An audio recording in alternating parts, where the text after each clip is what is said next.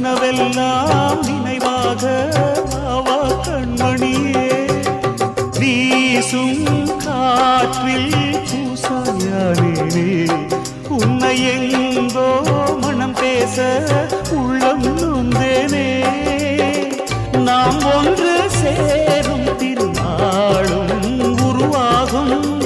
ஜென்மங்கள் ஏழேழும் நாம் வாழ்வதை தடுத்திட முடியாது ஆவாயுடன் நிலவே விண்ணிலவே